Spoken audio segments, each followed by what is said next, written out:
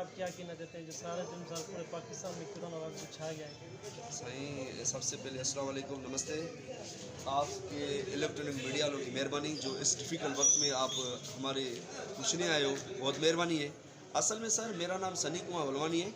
मैं chairman Jhulelal social welfare की तरफ से जेकाबाद जनता हाल में 1000 बंदों का खाना दोपहर में, 1000 बंदों का खाना रात में अल्हम्दुलिल्लाह अपने जेब से चला रहा हूँ।